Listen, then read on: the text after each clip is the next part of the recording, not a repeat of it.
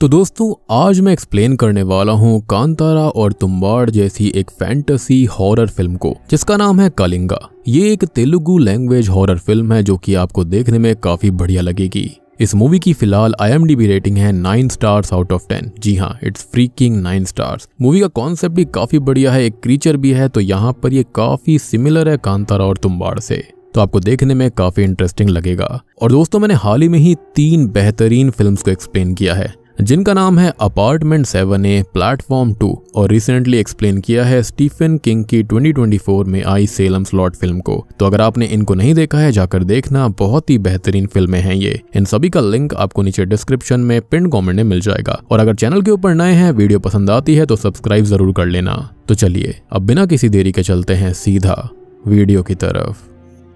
तो मूवी की शुरुआत में हमको बताया जाता है कि इस पूरे अनंत ब्रह्मांड में कई सारे सेक्रेड स्क्रिप्चर्स हैं, जैसे कि वेद, उपनिषद और हिस्टोरिकल लिटरेचर्स। आगे हमें बताया जाता है कि जो प्रहलाद के पिता यानी कि हिरण्यकशिपु थे वो एक असुर थे जिसका वध करने के लिए भगवान विष्णु ने नरसिंह अवतार लिया था और इसी अवतार में उन्होंने हिरण्यकशिपु का वध किया। लेकिन इसके बाद भगवान नरसिंह बिल्कुल बेकाबू हो गए थे, उन्हें कोई भी भगवान काबू नहीं कर पा रहा था। अब देखो यहाँ से जो कहानी है वो हर जगह पर अलग अलग है और इस जगह पर इस मूवी के अंदर जो पर्टिकुलर वर्जन बताया गया है वो तमिलनाडु से रिलेटेड है। तो उस पल में ब्रह्मा जी ने और देवताओं ने भगवान शिव से मदद मांगने की कोशिश करी, जिसके बाद भगवान नरसिंह को रोकने के लिए भगवान शिव ने काल भैरव को भेजा, लेकिन इसके अंदर वो असफल रहे। जिसके बाद भगवान शिव ने सरभा अवतार लिया था जो कि हाफ बर्ड और हाफ लायन था और उसके अंदर काफी सारे उनके पैर भी थे। लेकिन इसको देखकर भगवान विष्णु और भी ज्यादा क्रोधित हो गए थे, जिसके बाद उन्होंने गंदा बेरुंडा अवतार लिया। उन दोनों के बीच काफी युद्ध चला था, काफी दिनों तक, स्पेशली 18 दिन तक, जिसकी वजह से तीनों लोगों में हाहाकार मच गया था, डर का माहौल छा गया था। अब ये सब होने के बाद बीच में आ जाती है प्रत्यंगिरा माता जो कि काफी ताकतवर थी,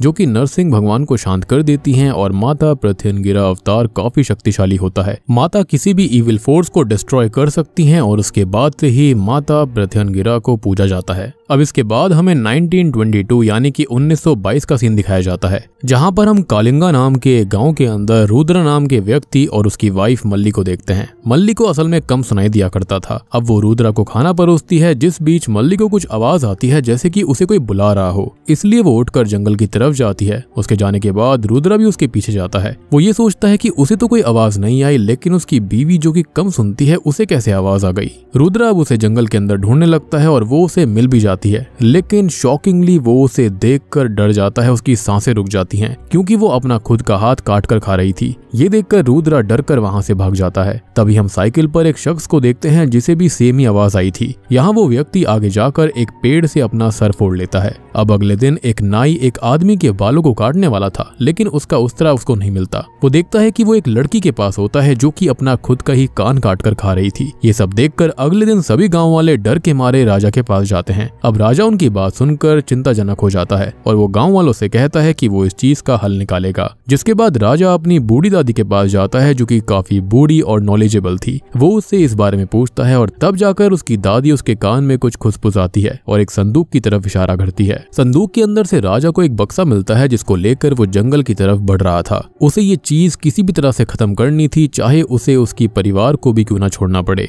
हम देखते हैं कि राजा के 2 बेटे भी थे। खैर अब राजा की बातों से हमें ज्ञात होता है कि इस गांव के ऊपर एक श्राप है जिसे एक वेपन की मदद से खत्म किया जा सकता है और उसी चीज को राजा जंगल में ढूंढ रहा था।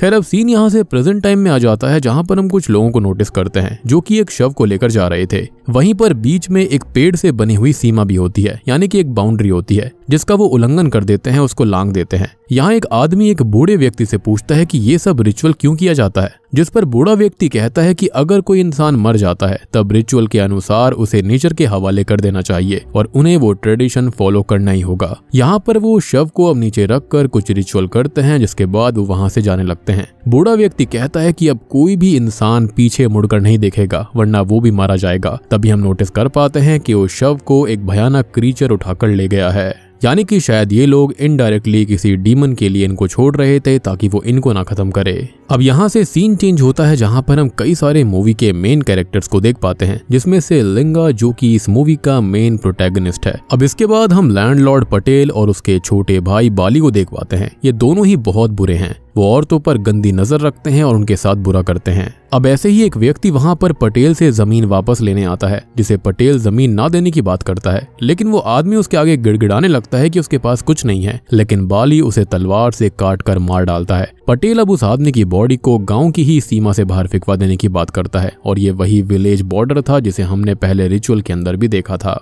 खैर, अब गांव के एक आदमी को दिखाया जाता है जो कि ससुराल से अपने घर जाने वाला था और तब उसका ससुर उसे जाने से मना करता है क्योंकि शाम को विलेज में एक रिचुअल होने वाला था और ये रिचुअल करने का सबसे बड़ा कारण था इस रिचुअल से इविल पावर्स विलेज से दूर रहेंगी। रात में ये रिचुअल होता है और अगले दिन हम लिंगा को देख पाते हैं जो कि अपने दोस्त के साथ कहीं जा रहा था। यहाँ पर उसके दोस्त के पिताजी जो थे वो लिंगा से काफी अच्छी तरह व्यवहार किया करते और ऐसा इसलिए था क्योंकि लिंगा का इस दुनिया में कोई भी नहीं था। जिसके बाद वो दोनों एक जगह पर जाकर रुक जाते हैं। दरअसल लिंगा एक गाँव की लड़की को पसंद करता था और इस लड़की का नाम पड़ू होता है। पड़ू रोज यहाँ से पानी लेकर जाती थी, लेकिन आज लिंगा ने डिसाइड कर लिया था कि वो उससे पूछ कर रहेगा। लिंगा और पड़ू एक दूसरे को बचपन से जानते थे, यानी कि वो अपना प्यार का इजहार करना चाहता था। जिसके बाद यहाँ से पड़ू जाती हुई दिखाई देती है, जिससे लिंगा रोककर पूछने लगता है कि वो उसे पसंद करती है या फिर नहीं, लेकिन यहाँ पर पड़ू उसके अंदर कोई भी इंटरेस्ट नहीं दिखाती और वहां से चली जाती है। अब रात में सोते वक्त लिंगा को एक सपना आता है जिसके अंदर उसे एक सैटेनिक सिंबल, एक घोड़ा, एक माता देवी की छोटी सी माता की प्रतिमा और एक डिमोनिक आईज वाली तलवार, एक डीमन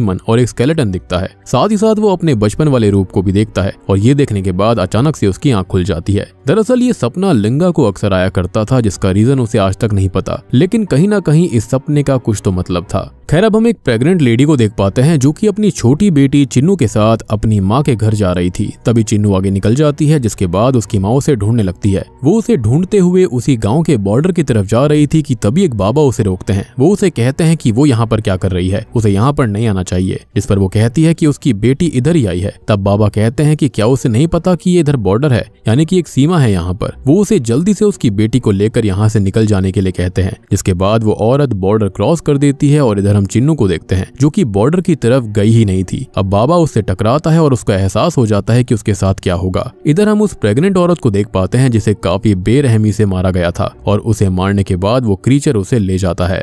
अब हम बाली और उसके साथियों को देखते हैं जो कि एक छोटी लड़की और उसके दादाजी को रास्ते से जाता हुआ देखता है। वो उस लड़की को देखकर उसे अपने साथियों से पकड़ने के लिए कहता है और वो लोग ठीक ऐसा ही करने लगते हैं। लेकिन तभी वहां पर पड़ू आकर बाली पर एक नुकीला हथियार तान देती है और उसे उस लड़की को छोड़ने के लिए कहती है। यहाँ पर बाली उस लड़की को छोड़ देने के लिए बोलता है, लेकिन इन सब से बाली का ईगो काफी हर्ट हो गया था, इसलिए रात को वो पड़ू के घर के बाहर से उसे उठा लेता है और उसके साथ जबरदस्ती करने लगता है। लेकिन इसी बीच लिंगा वहां से गुजर रहा था और वो बाली को रोकने लगता है। जिसके बाद बाली अपने आदमी उसके पास भेजता है, लेकिन लिंगा सबको एक एक करके मारता है। जिसके बाद वो पड़ू को उनसे बचा लेता है और यहीं से इनकी लव स्टोरी शुरू हो जाती है। वो दोनों अब काफी सारा समय एक साथ बिताते हैं और काफी एंजॉय करते हैं। जिसके बाद हम एक साध्वी तांत्रिक को देख पाते हैं जिसके पास एक औरत को लाया जाता है जो कि पॉजेस्ड हालत में थी। यहाँ पर वो तांत्रिक एक रिचुअल करती है और उस लड़की को ठीक कर देती है। अब हम लिंगा के दोस्त मूर्ति को देखते हैं जिसके पास बाली आता है और वो मूर्ति से कहता है कि जब भी लिंगा उसके हाथ में आएगा वो उसे बेरहमी से खत्म कर देगा। जिसके बाद हम लिंगा और मूर्ति को पड़ू के पिता से उनकी शादी की बात करने जाते हुए देखते हैं। पड़ू के पिता ये कह देते हैं कि उसकी बेटी की शादी हर हालत में वो उससे नहीं करवाएगा क्योंकि उसका एक ही रीजन था कि लिंगा एक नशेड़ी इंसान था। वो लिकर पीने के अलावा कुछ नहीं करता था, यानी कि शराबी था वो। तब लिंगा उसे ये कहता है कि वो काम भी करेगा और शराब भी छोड़ देगा। तब पड़ू के पिता उसे ये कहते हैं कि वो उसी इंसान से उसकी बेटी की शादी करवाएगा जिसके पास जमीन होगी। ये सुनकर वो कहता है कि उनके पास 2 एकड़ जमीन ऑलरेडी है, लेकिन पड़ू के पिता कहते हैं कि वो जमीन तो पटेल के पास गिरवी रखी हुई है। और उसकी बातें सुनकर लिंगा कहता है कि वो जमीन को कल वहां से ले आएगा। अब अगले दिन लिंगा अपनी जमीन के कागज लेने के लिए पटेल के पास जाता है जहाँ पर बाली भी बैठा हुआ था और बाली से तो उसकी ऑलरेडी नहीं बनती थी। जमीन के पेपर मांगने पर पटेल कहता है कि ये बात तो 53 साल पुरानी है जब उसके ग्रैंडफादर ने जमीन को यहाँ पर प्लेज किया था। अब तो ना उसके ग्रैंडफादर हैं और ना ही उसके पिता जिंदा हैं, और अगर उसको जमीन चाहिए तो उसे 10 साल का इंटरेस्ट भरना होगा, जिसके बाद ही वो उसे कागज दे पाएगा। लेकिन लिंगा ये कहता है कि उसके ग्रैंडफादर और फादर सालों से इंटरेस्ट भरते हुए आ रहे थे और लिंगा खुद भी इंटरेस्ट भर रहा है और इसके हिसाब से उसे पेपर्स अभी मिल जाने चाहिए। अब उसकी बातें सुनकर बाली उससे लड़ने लगता है कि तभी पटेल उन्हें शांत करता है। पटेल लिंगा से कहता है है कि वो उसे 2 एकड़ जमीन के बदले 4 एकड़ जमीन देगा। ये सुनकर वो काफी खुश हो जाता है। तब पटेल उन पेपर्स को मंगवा कर उन पर साइन करता है, जिसे लेकर लिंगा वहां से चला जाता है। उसके जाने के बाद बाली पटेल से ऐसा करने पर गुस्सा करता है और तब पटेल ये बताता है कि जो जमीन उसने दी है वो दरअसल शापित है, अगर वो वहां पर जाएगा तो मारा जाएगा, जिससे कि उसका बदला भी पूरा हो जाएगा। और ये सुनकर बाली हंसने लगता है, यानी कि एक तीर से 2 निशाने लगा दिए थे। जिसके बाद हम एक लेबर को देख पाते हैं जो कि उसी जमीन पर था। तभी उसे वो क्रीचर मार देता है और वो उसका गला काट देता है और उसे खाने लगता है। यहाँ पर हम उस क्रीचर को ठीक से देख पाते हैं जो कि बहुत ही डरावना था। अब एक फ्लैशबैक के दौरान हमें लिंगा का बचपन दिखाया जाता है, जहाँ पर वो और उसके दादाजी जंगल के उसी खतरनाक इलाके से होते हुए जा रहे थे। अब उसके दादाजी उसे एक कहानी सुनाते हैं जो कि एक राजा की थी। वो राजा काफी ब्रूटल था और इसके चलते कई सारे किंगडम्स खत्म हो चुके थे और इसी में से एक था कलिंगा एम्पायर। कलिंगा एम्पायर के अंदर एक खजाना था जो कि इसी जंगल में छुपाया गया था। लेकिन तभी होता यह है कि इनकी बातों के ही बीच में लिंगा के दादाजी को कोई खत्म कर देता है और वो उनको ढूंढता रह जाता है। खैर तभी सीन प्रेजेंट में आता है जहां पर लिंगा ये सब असल में अपने सपने में देख रहा था। वो काफी परेशान था कि आखिर ये चीजें उसके बार बार सपने में क्यों आती हैं। अब अगले सीन में लिंगा की शादी होने लगती है क्योंकि अब पेपर्स उसके पास थे। अब शादी के बाद वो ये सोचता है कि आखिर पटेल ने उसे 2 एकड़ की जगह 4 एकड़ जमीन क्यों दी है, कहीं यहाँ पर कुछ गड़बड़ तो नहीं है। और इसलिए वो अपने दोस्त मूर्ति से कल उसके साथ उस जमीन को मापने के लिए चलने के लिए कहता है। अब दूसरी तरफ लिंगा की बीवी पड़ू मंदिर से बाहर आ रही थी कि तभी उसे वही साध्वी मिलती है, यानी कि वही तांत्रिक, जो कि कहती है कि उसके हस्बैंड के ऊपर मौत मंडरा रही है। उसकी बातें सुनकर पड़ू वहां से चली जाती है। अब रात को लिंगा पड़ू के पास आकर उसे बताता है कि कल वो उस जंगल में जाएगा और उसकी जमीन को मापेगा। लेकिन यहाँ पर पड़ू उसे मना करती है क्योंकि उसने साध्वी की बातों को सीरियसली ले लिया था। लेकिन लिंगा कहता है कि उसे कुछ नहीं होगा और अगले दिन वो और मूर्ति उस जंगल में चले जाते हैं, जहाँ पर वो बॉर्डर को क्रॉस करते हैं और आगे उन्हें ढेर सारे इंसानी कंकाल मिलते हैं। खैर वो लोग वहां पर 2-3 दिन रुकने वाले थे। उसका रीजन ये था कि वो पूरी जमीन नापने वाले थे। तभी घर पे पड़ू को लिंगा की चिंता होती है और उसे वो हेलुसिनेट करने लगती है। अगले दिन हम बाली को देख पाते हैं जो कि काफी फ्रस्ट्रेटेड हो चुका था क्योंकि उसे लिंगा की मौत की खबर अभी तक नहीं मिली थी। और ये चीज हैरान कर देने वाली बात थी क्योंकि लिंगा के अलावा वहां पर जो कोई भी गया था वो इंस्टेंटली मारा गया था। लेकिन लिंगा को यहाँ पर किसी ने कुछ भी नहीं किया। एंड आई फील कि ये लोग ऐसे ही जमीनों को दिया करते होंगे और ताकि वहां पर कोई भी जाए तो वो खत्म हो जाए और उस इंसान के प्रॉपर्टी के पेपर्स उसके पास ही रह जाएंगे। एनीवेज पटेल उसके भाई से ये कहता है कि वो चिंता ना करे, वो जरूर खत्म होगा। जो भी वहां गया है वो वापस कभी लौटकर आया ही नहीं है। अब रात में बाली पड़ू के पास आता है और उसको ये कहता है कि उसका पति अब नहीं लौटेगा और ये सुनकर पड़ू और भी ज्यादा चिंतित हो जाती है। तभी सीन चेंज होता है और हम लिंगा को देख पाते हैं जिसको पड़ू अपने साथ ले जाने के लिए आई थी। वो कहती है कि उन्हें यहाँ से जाना होगा। वो लिंगा का हाथ पकड़कर उसे ले जाने लगती है, लेकिन इसी बीच वो गायब हो गई थी, विच मीन्स कि लिंगा उसे हेलुसिनेट कर रहा था। इससे वो काफी परेशान हो जाता है। ऊपर से उसके कानों में पड़ू की आवाज गूंज रही थी। अब सुबह हम मूर्ति को देख पाते हैं जिसकी आंखें खुलने पर वहां पर लिंगा था ही नहीं, जिसके बाद वो उसे ढूंढने जाता है और हम तभी लिंगा को देखते हैं। साथ ही साथ एक फ्लैशबैक भी दिखाया जाता है जहां पर उस दिन वाला सीन दिखाया जाता है जब लिंगा के दादाजी को उस क्रीचर ने खत्म कर दिया था। अब मरने से पहले उसके दादाजी के हाथों में एक संदूक था और उस संदूक के बारे में उसके दादाजी ने ये बताया था कि इसमें उसके लिए काफी सारे जवाब हैं। लेकिन जब उसके दादाजी खत्म हुए थे तब वो संदूक भी इसी जंगल में कहीं खो गई थी। और यहाँ हमको पता चलता है कि लिंगा यहाँ पर असल में जमीन मापने नहीं आया था, बल्कि वो खासकर उसी संदूक को ढूंढने आया था। उसे ढूंढने पर वो संदूक मिल भी जाता है क्योंकि उसके सपनों के जवाब उसी संदूक के अंदर थे। वो यहाँ पर कई बार उस संदूक को ढूंढने आया भी था, लेकिन उसे वो कभी नहीं मिली। लेकिन आज वो फाइनली उसे मिल चुकी थी। वो अब उस संदूक को खोलता है जहां पर उसे उसके अंदर एक पुरानी किताब मिलती है जिसके अंदर एक चाबी भी थी। वो उसे निकाल कर पढ़ने लगता है। उसमें लिखा हुआ था कि करीबन 18th सेंचुरी में रुद्रगिरी किंगडम था जो कि मचिराजू के जरिए रूल किया जाता था। उसने कभी भी अपने राज्य के लोगों के ऊपर ध्यान नहीं दिया था, ना ही वो उसके राज्य के लोगों को प्रोटेक्ट किया करता। उसके लालच और सिंहासन के लिए उसने कई राज्यों के ऊपर हमला किया। उसके अंदर का लालच दिन प्रतिदिन बढ़ता जा रहा था। अब उसकी नजर कलिंगा किंगडम पर पड़ जाती है जो कि मीलों दूर था और उस समय कलिंगा किंगडम को राणा सिंह के जरिए रूल किया जाता था। उसने कई बार कलिंगा को टेक ओवर करने की कोशिश करी थी, लेकिन इन कोशिशों के बीच उसकी मौत हो गई, जिसके बाद उसका सिंहासन उसके बेटे बेलुडू ने संभाला था। अब उसे किसी भी तरह से उसके पिता की अधूरी इच्छा पूरी करनी थी, इसलिए उसने उसके पिता के लिए कलिंगा पर हमला किया, लेकिन इसके बावजूद वो उसे हरा नहीं पाया। तब उसने एक ईविल कॉन्जरर यानी कि धारका की मदद ली, जिसने की एक ईविल डीमन को बनाया जिसका नाम असुर दक्षी था। उसके जरिए उसने कलिंगा राज्य को जीत ही लिया। ऑब्वियस सी बात है, ईविल शक्ति कैसे वो हरा पाते। जिसके बाद वो वहां का सारा खजाना और वहां की डियटी यानी कि गॉडेस की प्रतिमा को अपने किंगडम में ले आया था, और वो डियटी कोई और नहीं बल्कि शुरुआत वाली प्रत्यंगिरा माता थी। अब इन सब से होता यह है कि जो प्रत्यंगिरा माता होती हैं वो क्रोधित हो जाती हैं, और उन्होंने असुर दक्षी का काला जादू उसी राज्य के ऊपर पलट दिया था, जिसकी वजह से वहां पर एक भयंकर डिसऑर्डर फैलने लगा जिसके अंदर लोग अपने आप को खा रहे थे। और यही चीज हमने शुरुआत में नोटिस करी थी, जहां पर लोग किसी की आवाज को सुनकर खुद को ही खाना शुरू कर चुके थे। और जो असुर दक्षी था वो इसी राज्य के लोगों को मारकर उन पर ही फीड करने लगा। उसे धारका और बेलुडू भी नहीं रोक पा रहे थे। जिसके बाद बेलुडू की पत्नी शकुंतला ने एक सेंट महर्षि से मदद मांगी। तब उन्होंने कहा कि उसके पति ने जो जंग लड़ी थी वो गलत तरह से लड़ी थी, वो अनएथिकल थी। अब सॉल्यूशन पूछने पर महर्षि ये बताते हैं कि उन्हें माता प्रत्यंगिरा देवी को एस्टेब्लिश करना होगा, और एस्टेब्लिश करने के बाद उनकी पूजा करनी पड़ेगी, वो भी पूरे रीति रिवाज के साथ में। जिसके बाद उन्हें सैक्रिफाइस भी देना होगा, यानी कि इंसान की बलि देनी होगी, और वो व्यक्ति उसी परिवार का हो सकता है। लेकिन सैक्रिफाइस से पहले उन्हें गांव के ट्रेजर यानी कि खजाने को और माता की प्रतिमा दोनों को एक पाताल गंगा नाम की गुफा में रखना पड़ेगा। उसके बाद वहीं पर वो सैक्रिफाइस देना होगा, यानी कि खुद का सैक्रिफाइस। यानी कि राजा का ही जो वंशज होगा उसको वो खजाना और माता की प्रतिमा उस गुफा के अंदर ले जानी होगी और खुद का सैक्रिफाइस वहीं पर देना होगा। लेकिन ध्यान रखने वाली बात ये होगी कि वो उनके ही परिवार का हो, अदरवाइज चीजें और भी ज्यादा भयानक रूप ले लेंगी। अब जो हमने सीन स्टार्टिंग में देखा था ना, जिसके अंदर एक बूढ़ी औरत के कहने पर राजा ने संदूक के अंदर से वो डब्बा निकाला था, वो वही ट्रेजर का बॉक्स था जिसे राजा ने माता की प्रतिमा के साथ वहां पर रख दिया था और खुद को सैक्रिफाइस कर दिया।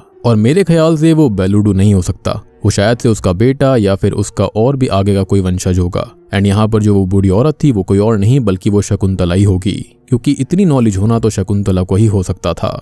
खैर, राजा ने फाइनली खुद को सैक्रिफाइस किया, इन चीजों को रोक दिया जो कि उसके राज्य के अंदर हो रही थी। यानी कि ये श्राप जो इतने सालों से चला आ रहा था वो रुक चुका था। और जो सपने लिंगा को आया करते, जिसके अंदर वो माता की प्रतिमा, कंकाल, खजाने का बक्सा और उस डीमन यानी कि असुर दक्षी को देखा करता था, वो इन्हीं चीजों से रिलेटेड थे। और जो स्केलेटन उसे दिखता था वो उस राजा का ही था। और ये सब लिंगा को इसलिए दिखाई दे रहा था क्योंकि लिंगा कहीं ना कहीं उसी राजा का वंशज था। खैर, यहाँ पर महर्षि कहते हैं कि जब सब कुछ ठीक हो जाएगा तो उसके बाद एक दिन ये सब फिर से शुरू होगा, फुल मून वाले दिन, और इस गांव पर कर्ज फिर से आएगा और असुर दक्षी फिर से इस राज्य को बहुत ही भयानक तरह से रेन करेगा, यानी कि वही इस पर राज करेगा। अब ये सब बातें लिंगा अपने दोस्त को बताता है, जिसके बाद वो उस गुफा में जाते हैं। गुफा में जाने के बाद वो लोग खजाना ढूंढ लेते हैं और वहीं पास में एक तलवार भी पड़ी हुई थी जो कि काफी पुरानी थी। खैर, अब वो खजाने को देखकर काफी खुश थे क्योंकि उनकी जिंदगी अब बहुत ही ज्यादा अच्छी होने वाली थी। लेकिन एक दिक्कत हो जाती है कि वहां पर बाली आ चुका था, जो कि लिंगा मरा या फिर नहीं ये मेक श्योर करने आया था। क्योंकि सीन ये था कि उसने लिंगा के लिए मन में एक बहुत ही तगड़ा रिवेंज या फिर एक खटास पाल ली थी।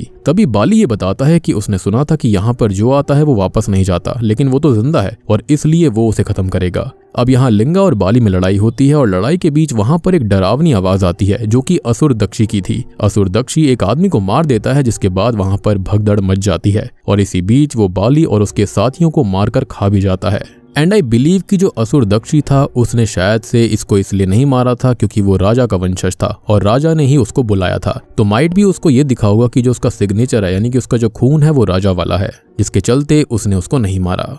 अब इसके बाद लिंगा को उस तलवार के बारे में ध्यान आता है जो कि वही तलवार थी जो उसके सामने पड़ी हुई थी और वो उसके सपने में भी आया करती। दरअसल महर्षि गुरु ने एक इसी तरह के वेपन का जिक्र किया था जिससे कि उस असुर दक्षी को मारा जा सकता था और यही चीज राजा भी ढूंढ रहा था। दरअसल राजा चाहता था कि वो उस असुर को मार दे, लेकिन अल्टीमेटली उसे अपना सैक्रिफाइस देना पड़ा ताकि माता का आशीर्वाद उन्हें मिल जाए और यहाँ पर जो चीजें हो रही थी वो रुक जाएं। लेकिन ऑब्वियस ही बात है, असुर का कुछ नहीं हुआ था, वो वहां पर काइंड ऑफ कैद होकर तो रह गया था, लेकिन वो लोगों को अभी भी मार सकता था। और आपको याद होगा कि शुरुआत में कुछ लोग रिचुअल के तौर पर वहां पर बॉडीज को छोड़कर जाया करते थे, तो उनको कोई और क्रीचर नहीं बल्कि ये असुर दक्षी ही खाया करता था। यहाँ पर लोग खुद को बचा रहे थे ताकि वो जिंदा लोगों को ना खाए। खैर, मूर्ति जो होता है वो सच्चे दोस्त होने का सबूत देता है। वो उस क्रीचर को यानी कि असुर को अपने पीछे भगाकर लेकर जाता है और इसका फायदा उठाकर लिंगा उस पर हमला करने लगता है। उस पर माता प्रत्यंगिरा की कृपा भी होती है और वो उस असुर दक्षी को मारने में कामयाब हो जाता है। अब सीन चेंज होता है और आगे बढ़ता है, जहाँ पर अब वो काफी अमीर हो चुका था और वो उस गांव को छोड़कर चला जाता है। अल्टीमेटली वो राजा का वंशज था तो खजाना तो उसका ही था।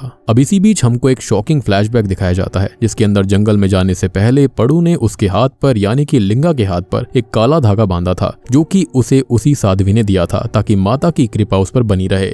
एंड आई बिलीव कि जो पड़ू का हेलुसिनेशन लिंगा को दिखाई दिया था जो कि उसे वहां से बाहर लेकर जा रही थी, माइट भी माता उसको बताना चाहती थी कि वो वहां से बाहर चला जाए। और ये भी एक रीजन हो सकता है कि उसको असुर ने नहीं मारा था। अब यहाँ से सीन आगे बढ़ता है जहाँ पर फुल मून नाइट आ चुकी थी और हम ये देखते हैं कि असुर दक्षी फिर से आ चुका है और इस बार वो काफी शक्तिशाली है। और बूम, इसी के साथ ये मूवी यहीं खत्म हो जाती है।